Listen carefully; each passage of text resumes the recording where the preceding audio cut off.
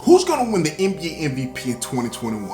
I've narrowed this thing down to 5 MVP candidates. I'm talking about the cream of the crop. Now, there's going to be a lot of guys who are going to make really big cases. Guys like Dame Lillard, for instance. Guys like Jason Tatum in the East Coast. Even Jimmy Butler, who we just saw had a historic NBA Finals. There's going to be a lot of guys that have never been MVPs that I think are going to have legitimate seasons. Even guys who've already won the MVP, guys like Russell Westbrook, James Harden. These guys I think are going to have legitimate seasons, but there's only 5. There's 5 guys that I think, if based on health, gotta put a little caveat there. Based on health, I think based on their team success, the individual statistics, as well as the narrative. I mean, you can't get around the fact that this is partly narrative driven. I mean, we saw when in the 2000s where Steve Nash won his first MVP, a lot of that was narrative driven. Not to say that he didn't necessarily deserve it, because that Phoenix Suns team, they were a 20-win team the year before he got there, and then they turned into like a 60-win team his very first year. So I understand that team success, that matters. And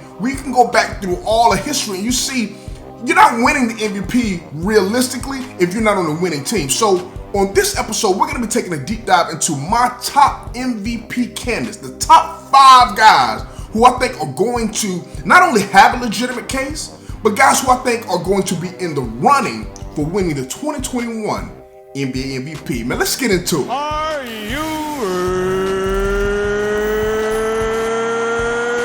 ready? Welcome back to Journey of a Ballaholic, the best talk show for basketball addicts. I'm your host, General Hannibal X. Now, if you're new on this channel here, you're going to be getting my passionate and in-depth analysis on the hottest NBA and college basketball topics. Listen, I'm a ballaholic, absolutely addicted to basketball. And just like everybody, I've got my own opinion. But if you like opinions that are backed by facts, go ahead and hit that like button. Make sure you subscribe to the channel, but also be sure that you hit that bell notification so that you'll be updated whenever I drop new videos, which is every Monday and Friday at 6 p.m. Eastern Standard Time. Now, as we go ahead and dive right into this video, there's got to be almost like an honorable mention list. Guys that some may really even think should be on this top 5 list, but just didn't make it. Special names that I gotta give a shout out to. And I gotta start off with number 1 on my honorable mention list. I gotta put the king, LeBron James.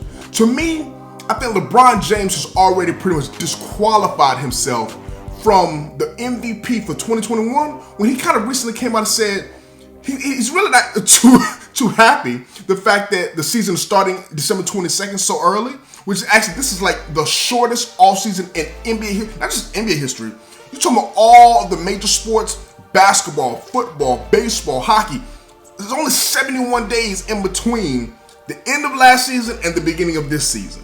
And so LeBron's not thrilled about that. So LeBron's already pretty much said, listen, he's going to ride Anthony Davis and while he's just pretty much coast through the season. Now, I know some of that was hyperbole, but I also don't expect LeBron James to be as dominant even as he was last year. Just because, once again, he's going to his 18th season. He's coming off of a long NBA championship run. And so I expect to see less from LeBron than we've seen in recent years, specifically during the regular season as he paces himself for another potential NBA championship run.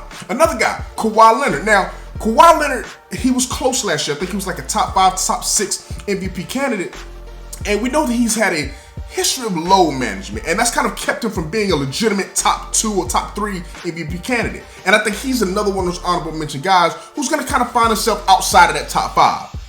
But my top 5, I don't think without further ado, we got to get into this thing, man, because for me, I think it starts off with the guy who's really kind of making a return to the whole NBA scene. A guy who's now going from the West to the East. I gotta start it off with the Durantula, easy money sniper, Kevin Durant.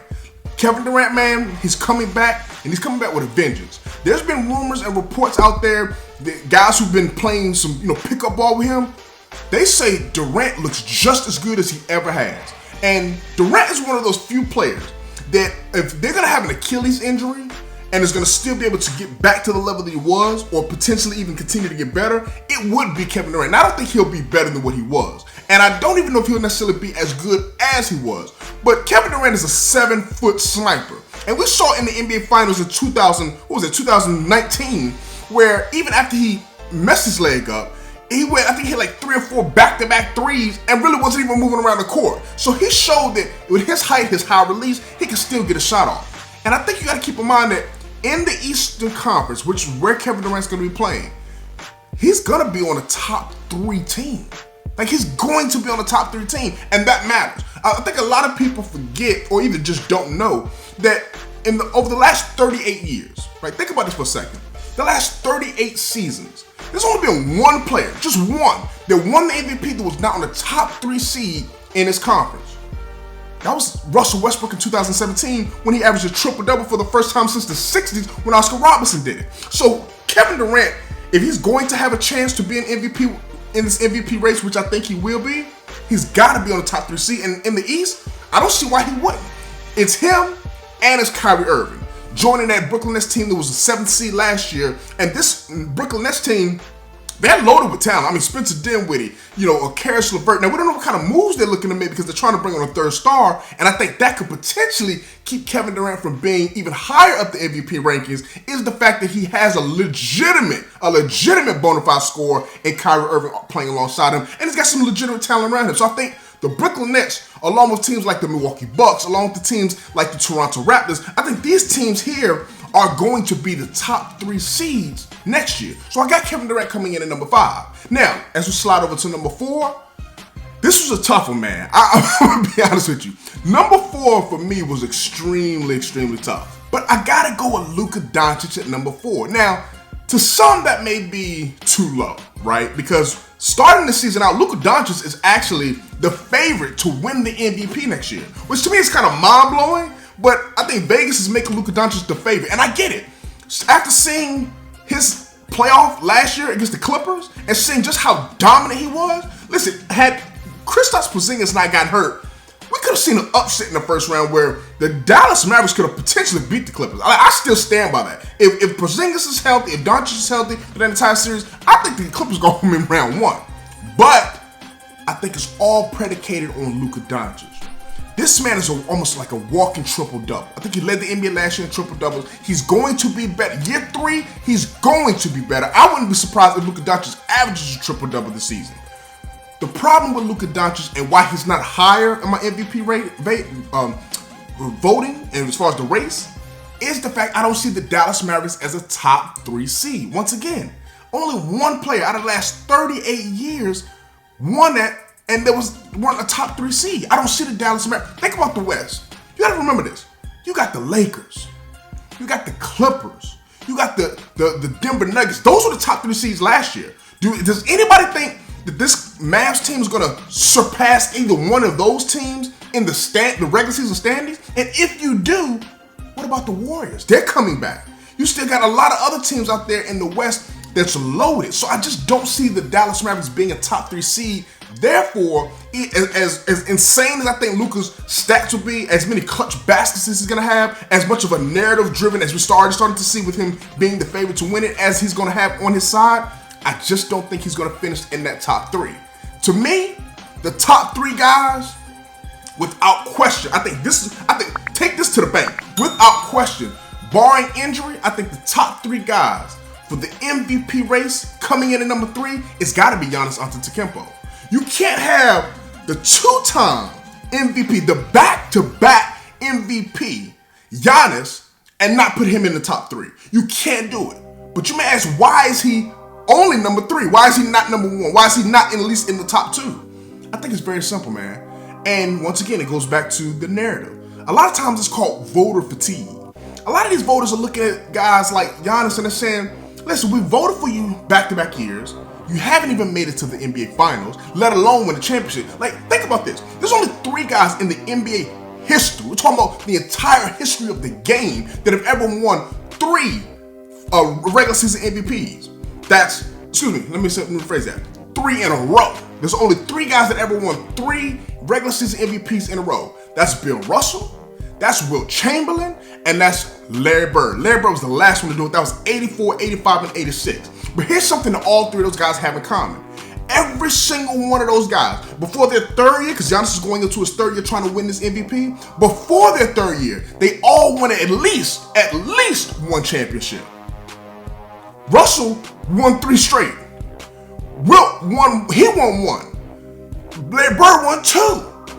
Giannis didn't even make the finals in either one of his MVP years. I just don't see, with the voter fatigue, with him never having that playoff success, that they're going to be able to say, okay, Giannis, as amazing as your stats are going to be, as we know they will, he's going to put up ridiculous numbers again, and as amazing as his team's record is going to be, because they're going to be a top 3 seed. Worst case scenario, I think they're top 2 seed in the East next year. So he'll have all of the accolades as far as from what he's been doing the last couple of years, and he's not going to get any worse.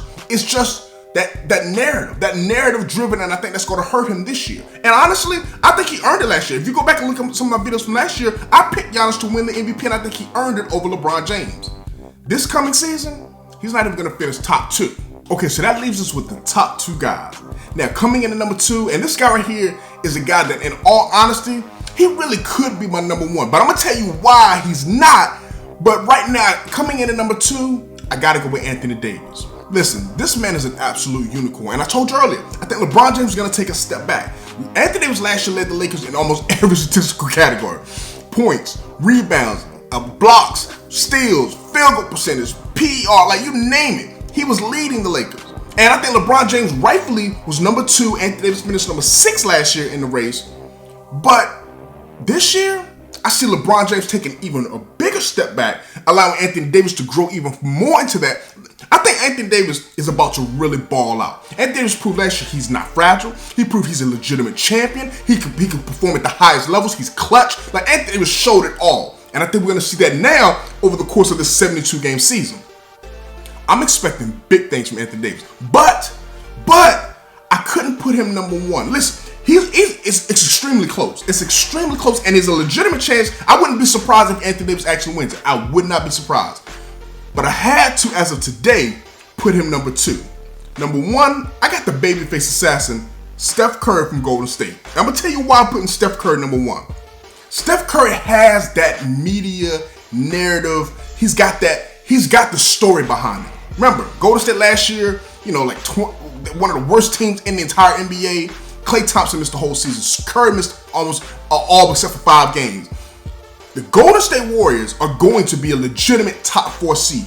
Now, the key to Curry being put over Anthony Davis and the rest of these guys, once again, Golden State has to be, in my opinion, a top 2 seed.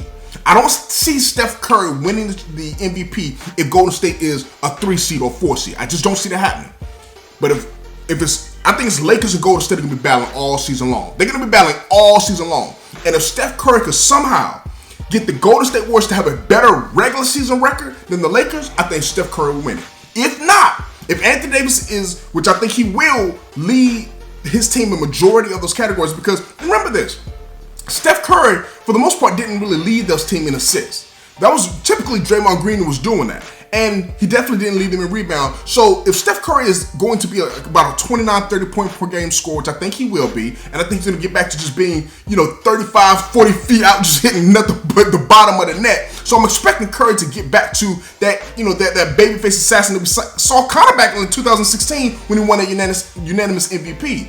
But his team success is going to hinge a lot on whether or not he's going to win this award. Because Anthony Davis, we know he's going to dominate statistically over there for the Lakers. And we know the Lakers are going to be a top 2 seed. The question of what we don't really know, which we got to see, is will this Golden State Warriors team be able to stick with this Lakers team and be also in that running for the top 2 seeds? Because you got to remember, if Anthony Davis is leading in all those categories and Steph Curry is really just only leading the Warriors in scoring, maybe assists, I don't know if that's going to be enough. I don't know if that story, that media-driven story is going to be enough. We'll have to see. But as of today, that's my pick. I got Kevin Durant at number 5. I got Luka Doncic at 4. I've got Giannis at 3. Anthony Davis at 2. With Steph Curry, the babyface assassin, coming in at number 1. Now, a lot of things can change, but as of today, that's what I'm going with. Let me know in the comment section below, what do you think? Who's your top 5 MVP candidates? Who's your favorite to win MVP next year in 2021? What do you think about some of the rankings that I have, some of the guys that I did leave off, that I didn't include in my top 5? Let me know in the comment section below. Listen, if you haven't joined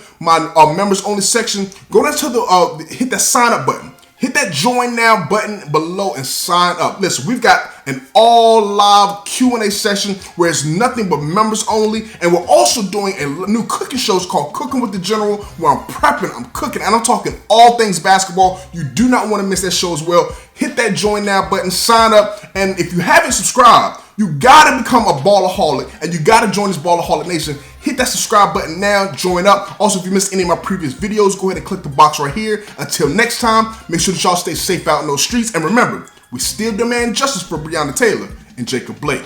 Peace.